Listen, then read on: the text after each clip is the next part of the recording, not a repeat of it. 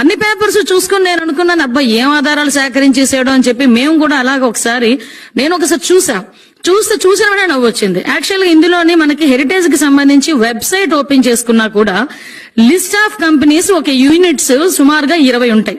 ఆ 20 list of units లో కూడా 15 హెరిటేజ్ కి సంబంధించి ఓన్ యూనిట్స్, అవి ఒక 5 కాంట్రాక్ట్ మ్యానుఫ్యాక్చరింగ్ యూనిట్స్.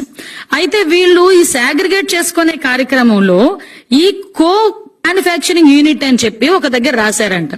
ఇదొక్కటే కాదండి, ఇందాపూర్ సంబంధించిన కంపెనీ గురించే రాయలేదు అది. ఇప్పుడు ఈ 5 కాంట్రాక్ట్ మ్యానుఫ్యాక్చరింగ్ యూనిట్ లో one of the unit Indapur unit. అది 5 కూడా కో మ్యానుఫ్యాక్చరింగ్ యూనిట్ అనే రాశారు తప్పించి దానికి ఒకటి కూడా ఎక్కడా కూడా రాయలే. అది కూడా ఏంటంటే వాళ్ళ సిస్టమ్ లో ఒక ప్రోగ్రామ్ గా వాళ్ళు చేసుకున్నారు తప్పించి ఏదో మిమ్మల్ని మభ్య పెట్టడానికో జనాలను మభ్య పెట్టడానికో చేసిందైతే కాదు అని చెప్పి చాలా క్లియర్ గా తెలుస్తుంది. ఎందుకంటే అక్కడ మ్యానుఫ్యాక్చరింగ్ యూనిట్ నుంచి కో మ్యానుఫ్యాక్చరింగ్ యూనిట్ రాసినంత మాత్రం ఏదైనా జరిగిపోద్దా?